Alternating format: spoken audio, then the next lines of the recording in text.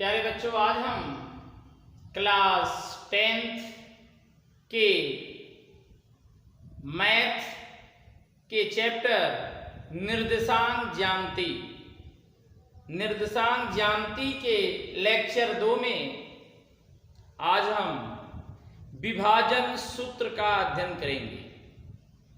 विभाजन सूत्र क्या होता है और विभाजन कितने प्रकार के होते हैं। तो प्यारे बच्चों, जो रेखाखंड का विभाजन होता है वह निम्नवत 2 प्रकार का होता है। पहला, रेखाखंड का अंतः विभाजन और दूसरा रेखाखंड का बाह्यतः विभाजन। तो प्यारे बच्चों, ये होता क्या है रेखाखंड का विभाजन? ये होता क्या है, ध्यान से देखिएगा। मान लीजिए किसी चतुर्थांश से आप लोग परिचित हैं। लेक्चर फर्स्ट में हमने बताया था कि चतुर्थांश क्या होता है, कितने प्रकार के होते हैं, इस सभी के बारे में हमने लेक्चर फर्स्ट में बताया था। ये आपका मूल बिंदु होता है। तो मान लेते हैं कोई एक रेखा है, कोई रेखा है। इस रेखा को हम नाम दे देते हैं PQ रेखा। PQ, P और Q। उस रेखा के दोनों सिरों के निर्देशांक क्रमशः मान लेते हैं कि P का निर्देशांक जो है x1, y1 है और Q का निर्देशांक x2, y2। इस रेखा के दोनों सिरों के निर्देशांक हमें ज्ञात हैं, जो कि दिए गए हैं। इसी रेखाखंड को एक तीसरा बिंदु R है। कोई एक तीसरा बिंदु कहीं भी इस रेखा के बीच, इस बिंदुओं के बीच में कहीं भी एक बिंदु R है जिसका निर्देशांक x, y है। वह इस रेखा को m1 अनुपाते m2 के अनुपात में अंतः विभाजित करती है। बिंदुओं P ऑफ x1, y1 और Q x2, y2 को एक बिंदु R है जो इस रेखाखंड को m1 अनुपाते m2 के अनुपात में अंतः विभाजित कर रही है। तो हमें इस R का निर्देशांक ज्ञात करना है। R का क्या करना है? निर्देशांक मीन्स भुज और कोट। तो प्यारे बच्चों, सबसे पहले जाने सूत्र होता क्या है इसका?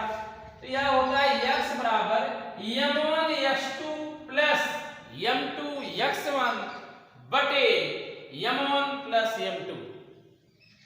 तो देखिए m1 x2 plus m2 x1 by m1 plus m2। ये आपका भुज का सूत्र हो गया। कोट का देख लीजिए, कोट मीन्स y। अब जहां जहां x है वहां y कर दीजिए। तो ये हो गया m1 y2 plus m2 y1 बटे m1 प्लस m2। प्यारे बच्चों, यही जो हमें बिंदु प्राप्त हुए हैं x, y, यही R के निर्देशांक होंगे। R वह बिंदु है जो PQ रेखाखंड को m1 अनुपाते m2 के अनुपात में अंतः विभाजित कर रही है। तो ये जो विभाजन का सूत्र है, ये अंतः विभाजन का सूत्र है। अंतः विभाजन का सूत्र है। Internal division of A line segment. Internal division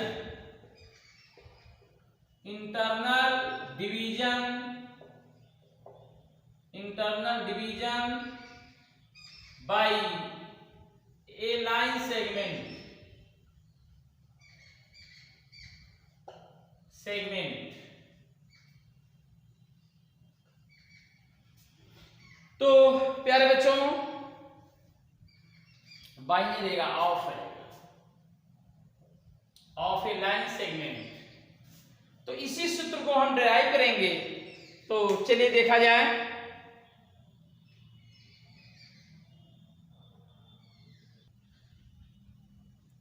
प्यारे बच्चों ये जो अंतः विभाजन का जो सूत्र है इसको हम डिराइव करने जा रहे हैं, सिद्ध करने जा रहे हैं। अंतः विभाजन, यहां से देखिएगा ये आपका चतुर्थांश है जिसमें हमने दो बिंदु, रेखाखंड के दो बिंदु माना है, एक P है और एक Q है। PQ एक रेखाखंड है जिसके निर्देशांक क्रमशः x1, y1 और x2, y2 है। इस रेखाखंड पे एक बिंदु है R जिसके निर्देशांक x, y इस PQ रेखाखंड को m1 रेशियो m2 के अनुपात में अंतः विभाजित कर रही है। तो हमने माना कि जो बिंदु विभाजित कर रही है अंतः, उसका निर्देशांक x, y है जो हमें ज्ञात करना है। तो थोड़ा सा इसको ज्योमेट्रिकली देख लीजिए। ये जब x2, y2 है जिसका मतलब है यहां से लेके यहां तक का जो डिस्टेंस होगा वो x2 होगा। इसको मान लीजिए m और n मान लीजिए। ये l है और ये m है और ये n है, इसको आप मान लीजिए। तो प्यारे बच्चों इस मूल बिंदु O से लेके जो n तक का डिस्टेंस है O से लेके n तक का जो डिस्टेंस है ये x2 है और n से लेकर के q तक का जो डिस्टेंस है ये y2 है। तब इसके जो निर्देशांक प्राप्त हुए हैं x2, y2। इसी प्रकार से O से लेके m तक का जो डिस्टेंस है वो x है। O से लेके m तक का जो डिस्टेंस है वो क्या है? वो x है। और m से लेके r तक का जो डिस्टेंस है वो y है। तो इसके निर्देशांक मिल गए x, y। इसी प्रकार से P के जो निर्देशांक हैं O से लेके L तक का जो डिस्टेंस है x1 है और L से लेके P तक का जो डिस्टेंस है वो y1 है। तब यह बिंदु मिल गया x1, y। प्यारे बच्चों इसमें हम LM के बीच की दूरी निकालनी हो तो OL, जैसे हमें निकालनी हो LM के बीच की दूरी, LM ध्यान से देखिएगा L और M, तो हम लिखेंगे OM माइनस OL। तो देखिए क्या मिलेगा, LM के डिस्टेंस निकालना है तो जो OM है, OM कितना x है, देखिए कितना है x है और OL कितना है, OL x1 है। देखिए मिल गया हमें LM बराबर x माइनस x1 मिल गया। तो यही डिस्टेंस PH का भी होगा, इसको हम PH भी कह सकते हैं। देखिए PH भी यही होगा, ठीक है। इसी प्रकार से हम यदि कहें कि RM का मान क्या है, RM कोऑर्डिनेट ज्योमेट्री है, ज्योमेट्री का ध्यान दीजिएगा। RM तो RM हमें पता है, RM का मान हमें मिला है y, लेकिन हमें RM नहीं निकाला, हमें निकाला RH। तो हम RH बराबर क्या लिख सकते हैं, RH बराबर लिखेंगे RM माइनस HM। जब ये पूरी दूरी हमें पता है, ये घटा देंगे अपने आप निकल जाएगा। तो लिखेंगे RM माइनस HM।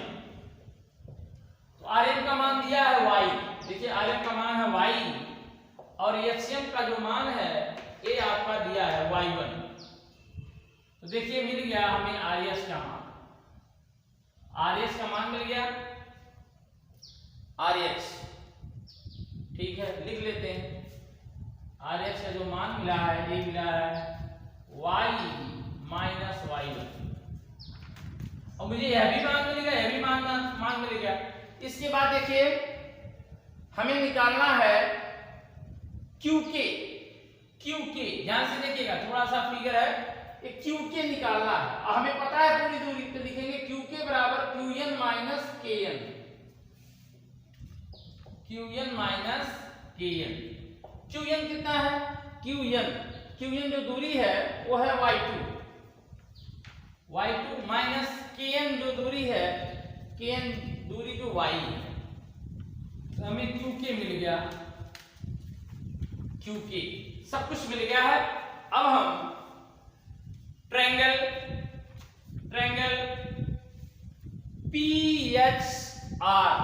PHR और ट्रायंगल RKQ, ट्रायंगल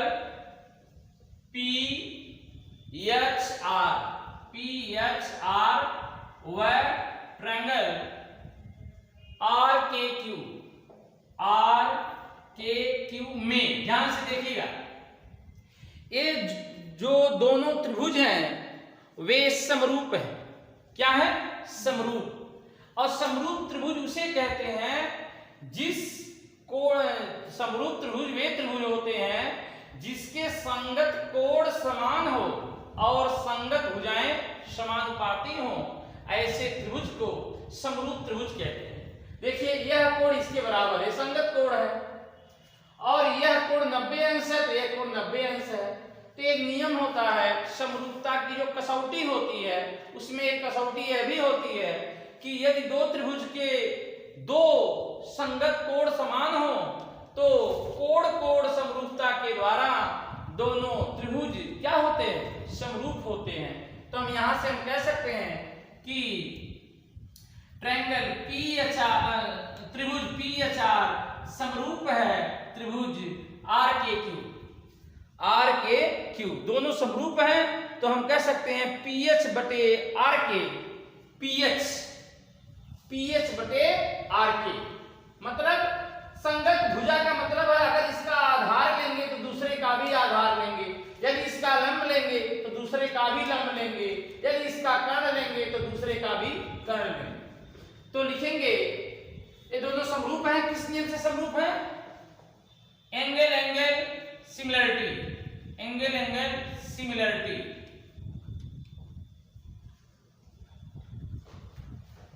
तो लिखेंगे PH बटे, देखिए इस त्रिभुज का यह और इस त्रिभुज का यह RK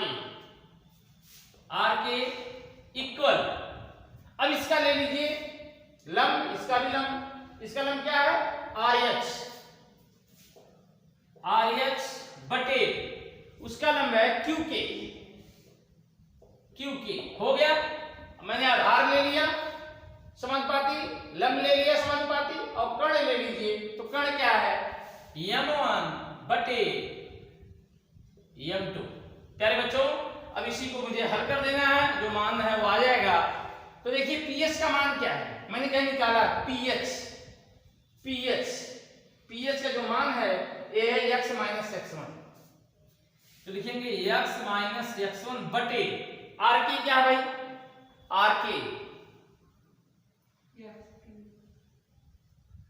RK का जो मान है, x2 माइनस x1 बराबर RH। जो RH का मान है, RH का जो मान है ये y माइनस y1 है, ये y माइनस y1 है। और QK का जो मान है ये है y2 minus y1 equal M1 बटे M2। प्यारे बच्चों इसे हम समीकरण 1 मान लेते हैं। अब इसी समीकरण को हम क्रमशः इसको इक्वल करके हम भुज और कोण का मान निकालेंगे। तो सबसे पहले लिखेंगे यदि x माइनस x1 बटे x2 माइनस x1 बराबर M1 बटे M2, क्रॉस मल्टीपल कर दीजिए, क्या मिलेगा? M2x माइनस M2x1 बराबर, इसका उल्टा इसमें कर दीजिए, M1x2 माइनस M1x1। प्यारे बच्चों अब हम इस पद को यहीं रोक देंगे, इसको इधर करेंगे और इसको उधर करेंगे। तो मिलेगा क्या हमें? मिलेगा m2x प्लस m1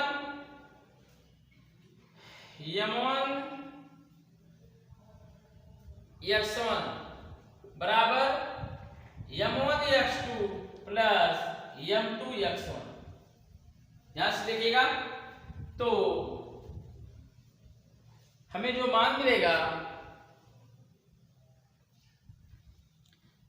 प्यारे बच्चों थोड़ा सा इसमें मिस्टेक ये हो गया था कि हम जो मान निकाले थे QK का जो मान निकाले थे वे मान QK का जो मान निकाले थे वे मान लिखे थे y2 माइनस y1, जो कि क्या है QK का मान, ये पूरा मान y2 है, ये मान y है, तो हो जाएगा y2 माइनस y। इसी प्रकार से RK का मान x2 माइनस x है, जो कि मैंने निकाला हुआ है ऊपर देखिए। तो अब इसी को हल कर दीजिए, इसके बराबर इसको करेंगे, इसके बराबर इसको करेंगे, तो मिलेगा क्या? m2x माइनस m2x1 बराबर m1x2 माइनस m2x। अब ये पद को इधर पक्षांतर कर दीजिए तो मिलेगा क्या? m2x माइनस इधर आएगा तो प्लस हो जाएगा, m1x equal m1x2 plus m2x1। अब यहां से x कॉमन ले लीजिए तो मिलेगा m1 plus m2 of x equal m1x2 plus m2x1, और लास्ट x इक्वल मिल जाएगा m1 x2 प्लस m2x1 बटे m1 प्लस m2।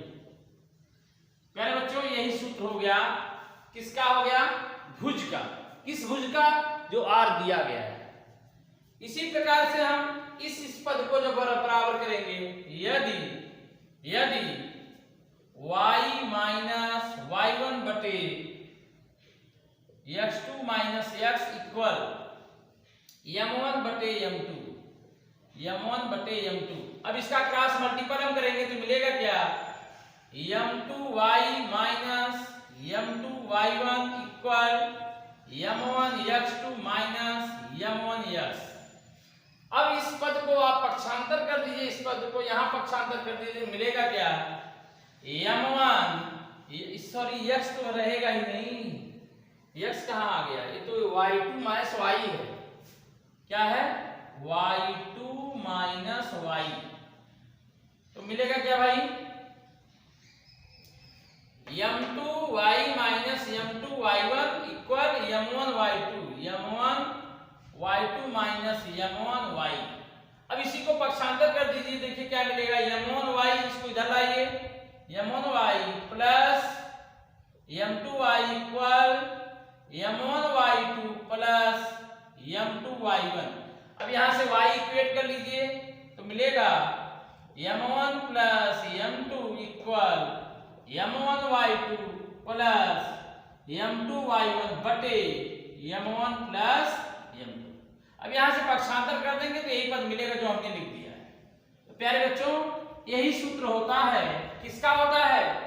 जब किसी रेखाखंड के दोनों सिरों के निर्देशांक हमें ज्ञात हो। कौन कौन निर्देशांक?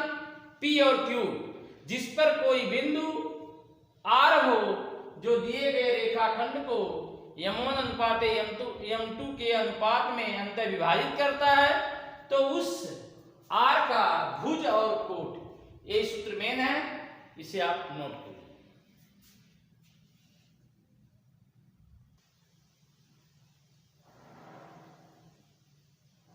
प्यारे बच्चों ये जो सूत्र हमने प्राप्त किया है, x equal m1 x2 plus m2 x1 बटे m1 प्लस m2 और y equal m1 y2 plus m2 y1 बटे m1 प्लस m2।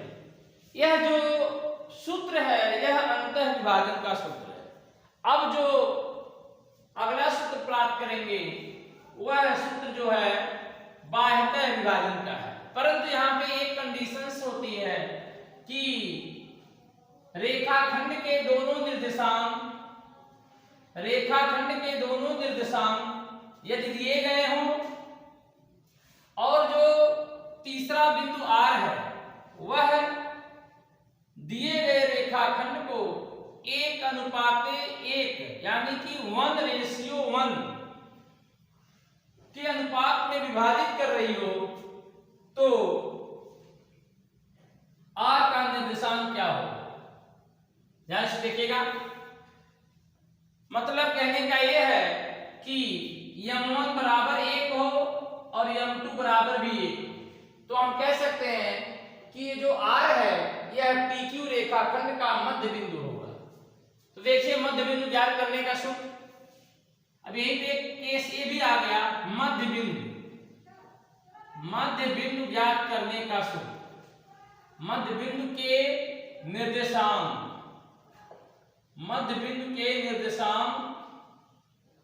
का सूत्र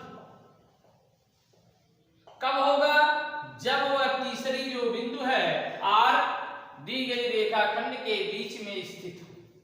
तो प्यारे बच्चों यहां लिखेंगे x इक्वल, अब यहां पे हमें पता है कि m1 बराबर m2 बराबर 1, अप्लाई कर दीजिए तो मिलेगा x इक्वल m1 x2 अर्थात 1 x2 धन 1 x1 बटे 1 धन 1, हल करोगे तो मिलेगा x1 धन x2, 1 जोड़ोगे तो मिलेगा 2। तो हमें मध्य बिंदु का भुज प्राप्त हो गया x1 धन x2 बटे 2। तो आप इसे याद कर लीजिएगा। इसी प्रकार से हम कोटि को ज्ञात करेंगे। तो कोटि जो होती है m1y2 प्लस m2y1 बटे m1 प्लस m2, तो m1 बराबर m2 बराबर 1 है, तो लिखेंगे 1y2 धन 1 y1 बटे 1 धन 1, यहां भी यही मिलेगा y1 प्लस y2 बटे 1 धन 1 2। तो प्यारे बच्चों आपको एक सूत्र और मिल गया कि यदि किसी रेखाखंड के दोनों निर्देशांक ज्ञात हों, यदि किसी रेखाखंड के दोनों निर्देशांक ज्ञात हों, एक P हो और एक Q, P का निर्देशांक x1, y1 हो और Q का निर्देशांक x2, y2 हो, और इसका मध्य बिंदु होनी चाहिए R हो जिसका निर्देशांक x, y हो, तो R के निर्देशांक x1 धन x2 बटा 2 और y1 धन y2 बटा 2 होता है। तो इसे भी आप नोट कर लें।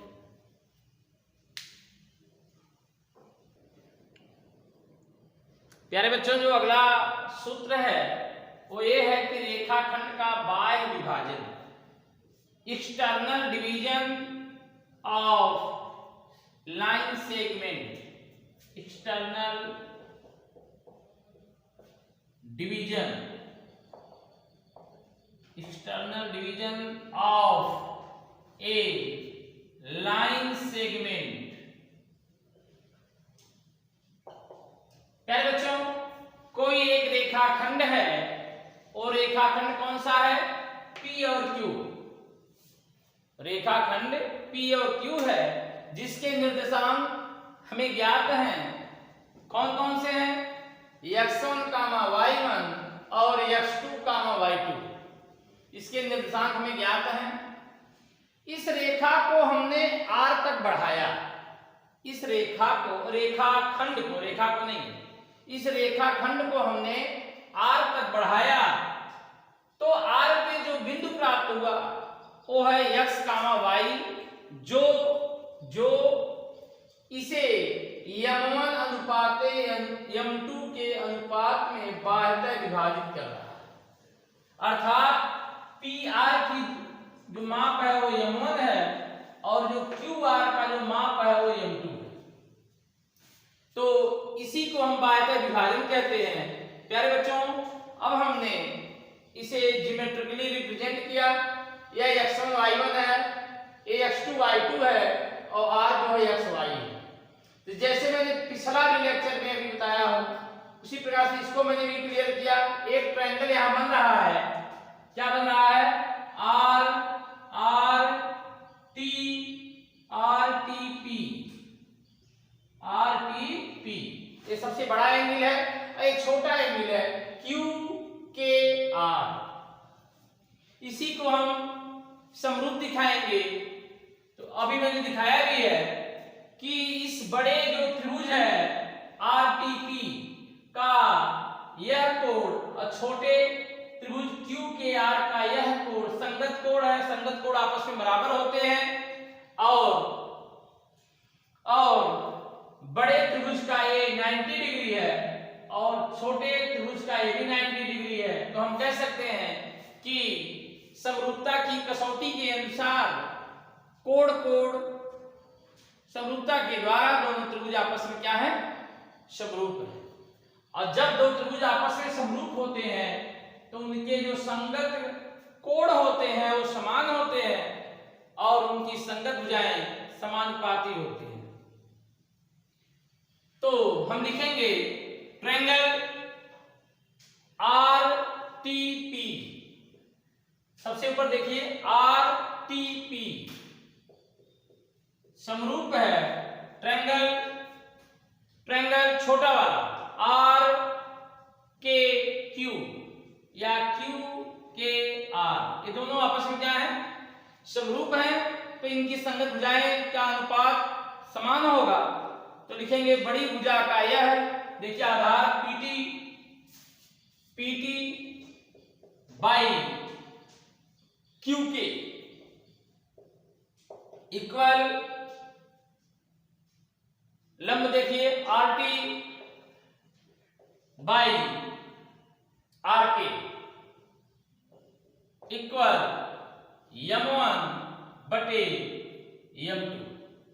ध्यान से देखिए और सबका मान सब्स्टिट्यूट कर दीजिए। तो देखिए PT का मान क्या है, जो PT का मान है वो है x x1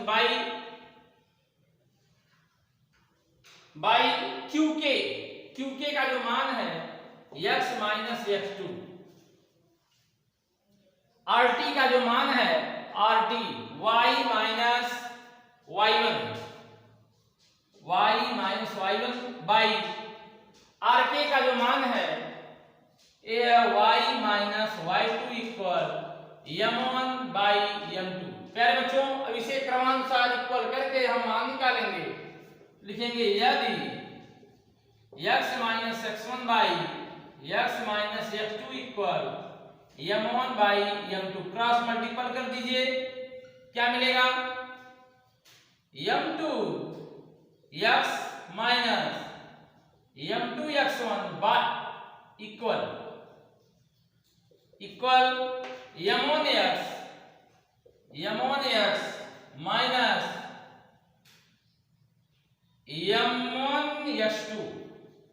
M1 x2। प्यारे बच्चों x के पद को इधर या तो इधर कर दीजिए या तो उधर कर दीजिए, उधर कर दीजिए, इसको इधर लाइए तो हो जाएगा M1 x2 minus M2 x1 equal M1 minus M2 of x।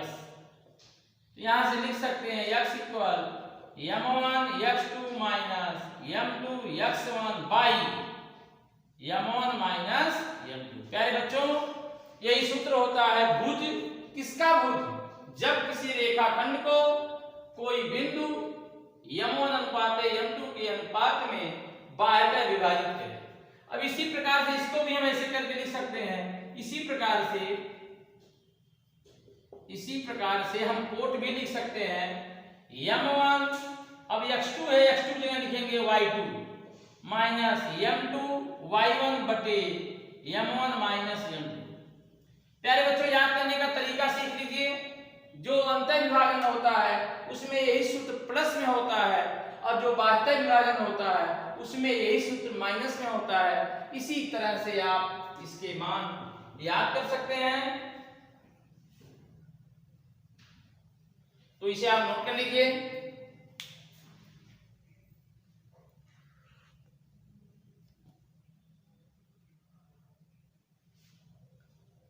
अगर कोई वीडियो कट गया हो तो उस देख लीजिए, मैंने कैमरा थोड़ा सा डाउन नहीं था, इस साथ पूरा दिखाई नहीं दे रहा है, तो आप इसे बढ़िया से नोट कर लीजिएगा। मैं थोड़ा सा कैमरा एडजस्ट कर रहा हूं।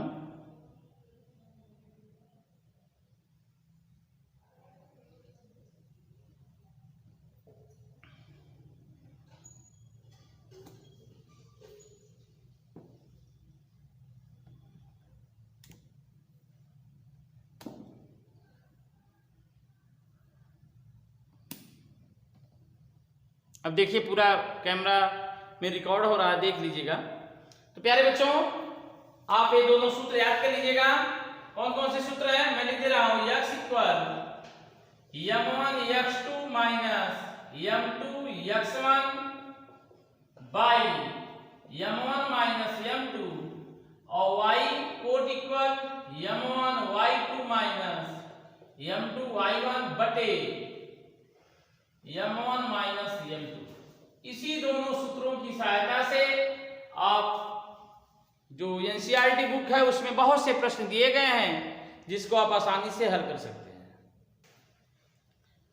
प्यारे बच्चों, आपने रेखा खंड का दो विभाजन पढ़ा, जिसमें पहला विभाजन अंतर विभाजन था और दूसरा विभाजन बाह्य विभाजन था, जिसका आपने सूत्र का सत्यापन देखा। इसके बाद जो अगला टॉपिक्स है वो है त्रिभुज का केंद्रक, सेंट्रॉइड ऑफ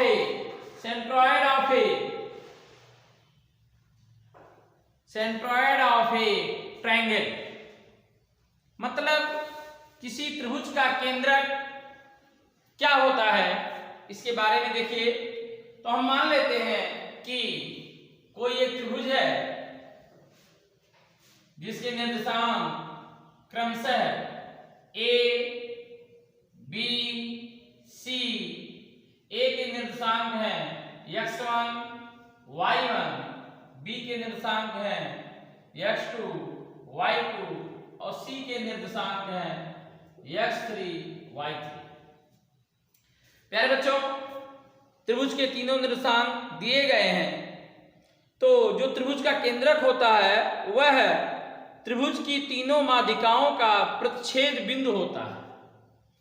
त्रिभुज के तीनों माध्यिकाओं के प्रतिच्छेद बिंदु को ही हम कहते हैं त्रिभुज का केंद्रक। तो माध्यिका मान लीजिए, पहली माध्यिका, दूसरी माध्यिका और ये तीसरी माध्यिका, सीधी माध्यिका होती है। तो त्रिभुज के तीनों माध्यिकाओं के जो प्रतिच्छेद बिंदु होता है उसी को हम कहते हैं त्रिभुज का केंद्रक। तो A B C M N P, इसको हम ओ मान लेते हैं। तो प्यारे बच्चों, माध्यिका जो अगर किसी भुजा पे माध्यिका डाली जा रही है तो उस भुजा को दो बराबर भागों में बांटती है। तो यहां से माध्यिका डाली गई है बीसी पे, तो हो जाएगा बीएम बराबर सीएम, एन बराबर सीएन, एपी बराबर बीपी। ये दोनों आपस में बराबर होंगे। तो हम निर्देशांक याद कर लें।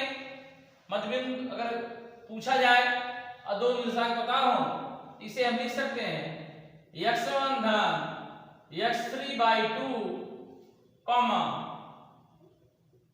y1 धन y3/2। इसका निर्देशांक हो गया। इसी प्रकार से इसका निर्देशांक क्या होगा, x2 धन x3/2 कॉमा y2 धन y3/2। इसी प्रकार से AB का मध्यबिंदु P है, इसका निर्देशांक x1 धन x2/2 कॉमा y1 धन y2/2। तो हमें प्यारे बच्चों P, M, N, ABC सभी के निर्देशांक पता चल गए। अब हम O का निर्देशांक याद करेंगे। तो हम जानते हैं कि यदि त्रिभुज ABC में AM, BN और CP का प्रतिच्छेद बिंदु O है, तो जो AM रेखा होगी वह 2:1 के अनुपात में विभाजित करती है। त्रिभुज की माध्यिका एक दूसरे को 2:1, ये 2:1, 2:1, 2:1 के अनुपात में विभाजित होती है। तो अभी मैंने आपको बताया है कि यदि दो निर्देशांक पता हो और कोई एक तीसरा बिंदु, देखिए तीसरा बिंदु यही है x, y, जो m1:m2 के अनुपात में अंतर विभाजित करती है, तो भुज क्या होता है बताइए? m2 x1, ये m1 है, ये m2 है, तो क्या होता है m2 x1। अब इसे x1 y1 मान लीजिए, इसको x2 y2 मान लीजिए, तो क्या मिलेगा m2, इसे मान लीजिए आप m1 और इसे मान लीजिए आप m2, तो क्या होता है m1 x2, m1 क्या है 2 गुणे x2 means x1 plus x3/2, m2 x1 plus m1 1 है और यहाँ पे x2 लिख देंगे बटे 2 धन 1 कितना होता है 3 होता है। अब इसे हल कर दीजिए तो मिलेगा क्या 2 से 2 फिनिश हो जाएगा, मिलेगा क्या x1 धन x2 धन x3 बटे 3। प्यारे बच्चों देखिए हमें O के निर्देशांक में भुज प्राप्त हो गया। इसी प्रकार से हम कोट भी निकालेंगे तो यही मिलेगा y1 plus y2 plus y3 बटे 3। तो यही सूत्र होता है किसी त्रिभुज के निर्देशांक ज्ञात करने का। तो आप इसे नोट कर लीजिए, बहुत इंपॉर्टेंट फार्मूला है त्रिभुज का केंद्रक ज्ञात करने का सूत्र। तो x y प्राप्त हो गया। प्यारे बच्चों जो अगला टॉपिक्स है वो है त्रिभुज का क्षेत्रफल। तो यदि हमें किसी त्रिभुज के तीनों निर्देशांक का मान पता हो तो हम त्रिभुज का क्षेत्रफल ज्ञात कर सकते हैं। जैसे मान लीजिए कि ये त्रिभुज है ए बी सी, हमें नहीं पता है कि ये त्रिभुज कैसा है, बस एक त्रिभुज पता है। तो अगर निर्देशांक हमें पता हो, ए का निर्देशांक जो है वो है x1, y1 और जो बी का निर्देशांक है वो है x2, y2 और जो सी का निर्देशांक है ये है x3, y3। प्यारे बच्चों यदि इसका निर्देशांक हमें ज्ञात है तो हम इसका क्षेत्रफल निकालते हैं। वैसे जनरली क्या होता है जो त्रिभुज का क्षेत्रफल होता है यह क्या होता है डेल्टा इक्वल हाफ आधार गुणे ऊंचाई, ये आप जानते हो बेसिक आधार गुणे ऊंचाई। लेकिन यहाँ पे ना आधार पता है ना ऊंचाई पता है तो यहाँ पे फार्मूला नहीं लगेगा। तो यहाँ पे जो त्रिभुज है इसका क्षेत्रफल हम दो मेथड से बता रहे हैं। पहला मेथड है जो फार्मूला आपको पता है 1/2 ऑफ x1, अभी मैं ट्रिक बता दूंगा आप कैसे याद करोगे। x1 y2 minus y3 plus x2 y3 minus y1 plus x3 y1 minus y2। प्यारे बच्चों इसका डेरिवेशन भी है लेकिन इसका कोई मतलब नहीं है, आप इसे याद कर लीजिए। कैसे याद करोगे, आप जानते हो कि जो त्रिभुज होता है उसमें तीन ही भुजाएं होती हैं। अब याद कैसे करेंगे, देखिए यहाँ पे x1 है 1/2 तो रहेगा ही रहेगा, x1 है यहाँ पे x2 है यहाँ पे x3 है, तो दिमाग में फीड हो गया कि एक बार x1 रहेगा एक बार x2 रहेगा एक बार x3 रहेगा। जब 1 आएगा 1 के बाद जो अगला बिंदु होता है 2 3 ये y के रूप में रहेगा, याद हो गया 1 2 3। ऐसे जब x2 रहेगा तो 2 के बाद क्या आता है 3 आता है, 3 के बाद 1, देखिए 3 - 1। ऐसे जब 3 पा गए 3 के बाद आता है 1 और 2। अल्टरनेट सिस्टम सिस्टम से इसे हम याद कर सकते हैं। मान लीजिए आप भूल जाइए, आप ये भी भूल गए, तो एक मेथड होता है डिटरमिनेंट्स मेथड, जो खासकर कक्षा 11 में पढ़ाया जाता है। क्या होता है कि डेल्टा इक्वल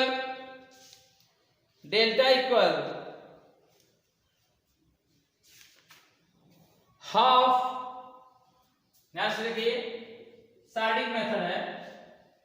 तो पहले सभी निर्देशांक को नोट कर दीजिए। पहला निर्देशांक है x1 y1, ऐसे नोट कर दीजिए x1 y1 हो गया। दूसरा क्या है x2 y2, इसको भी नोट कर दो x2 y2। तीसरा क्या है x3 y3, ये भी नोट कर दीजिए। सारणिक की विशेषता होती है हमेशा सारणिक वर्गाकार रूप में होती है। तो ये अब एक नहीं है तो इस साथ इसको हम एक एक एक देखिए लिख दिए। हमेशा ऐसा करेंगे हम। जो तीसरा इसे हम पंक्ति कहते हैं, ऐसे हम स्तंभ कहते हैं, तो तीसरे स्तंभ में एक एक लिख देते हैं। इसको ओपन कैसे करते हैं प्यारे बच्चों, देख लीजिए। थोड़ा इंटर का सिलेबस है, इस नाते थोड़ा सा आपको क्लिष्ट लगेगा, लेकिन कुछ है नहीं, देख लीजिए, आ जाना चाहिए। देखिए ओपन कैसे करेंगे, हम x1 को नोट कर लेंगे तो मिलेगा क्या। अब इसको मैं दूसरे मेथड से बता दे रहा हूं, क्योंकि इसमें आप काफी गलती करने की संभावना ज्यादा है। तो आपको मैं बता दे रहा हूं कि आप ऐसे इसे लगाइएगा x1 y1 x2 y2। देखिए डेल्टा इक्वल हाफ तो रहेगा ही रहेगा, इसमें कोई संशय नहीं, हाफ रहेगा। तो पहला दो बिंदु नोट कर लीजिए, ये पहला ये दो नोट कर लीजिए। क्या मिलेगा भाई, देखिए पहला मिलेगा x1 y1 x2 y2, इसको नोट कर दें x1 y1 x2 y2, ऐसे करके छोड़ दीजिए। प्लस अब जब आपने पहला दूसरा नोट कर लिया है तो अब क्या करेंगे, इसको नोट करेंगे, इसको भी नोट कर दीजिए।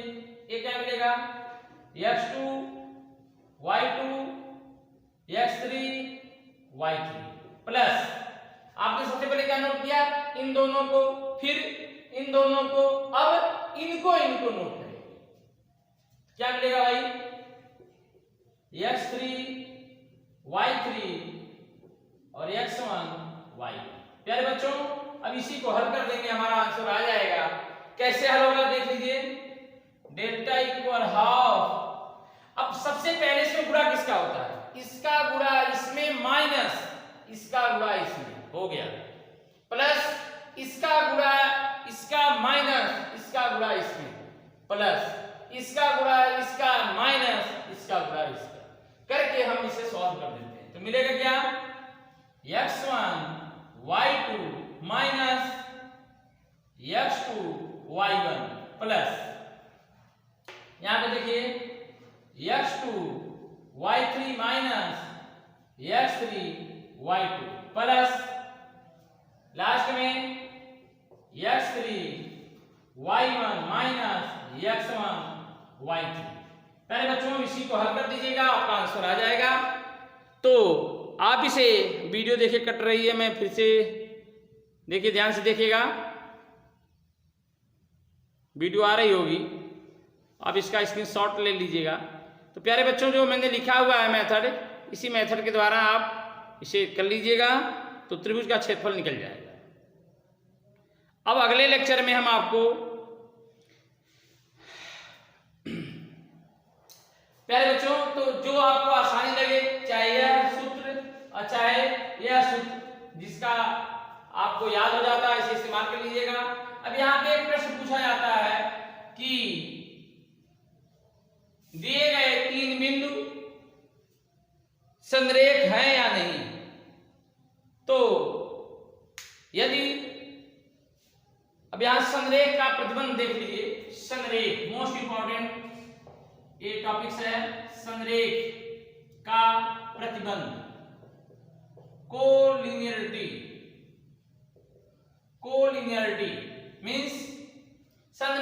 शीर्ष होता है एक रेखा में। तो यदि त्रिभुज के तीनों शीर्ष दिए गए हों या कोई 3 बिंदु दिए गए हों और उसका हम 3 बिंदु दिए गए हैं और हम त्रिभुज का क्षेत्रफल ज्ञात करें और क्षेत्रफल को क्या प्राप्त हो जाए, जो क्षेत्रफल हो वो शून्य प्राप्त हो जाए, तो हम कहेंगे कि दिए गए 3 बिंदु संरेखीय हैं। अर्थात यदि 3 बिंदुओं को मिलाने से बने त्रिभुज का क्षेत्रफल शून्य हो जाए, अर्थात 3 बिंदुओं से मिलाने से बने त्रिभुज का क्षेत्रफल शून्य हो जाए तो वे बिंदु संरेखीय होते हैं, अर्थात एक रेखा में स्थित होते हैं। तो प्यारे बच्चों, संरेख का जब भी प्रतिबंध पूछे तो आप डेल्टा का मान निकाल लीजिए, अर्थात त्रिभुज का क्षेत्रफल निकाल लीजिए और उसे शून्य के बराबर कर दीजिए, तो जो कंडीशंस हैं, जो मान है, प्राप्त हो जाएंगे। प्यारे बच्चों, लेक्चर 3 में हम एक्सरसाइज के क्वेश्चन करवाएंगे। तब तक आप जो भी मैंने लेक्चर 2 में और लेक्चर 1 में जो भी मैंने सूत्र बताए हैं, इसे आप कंठस्थ कर लीजिएगा ताकि प्रश्नों को लगाने में कोई दिक्कत ना हो।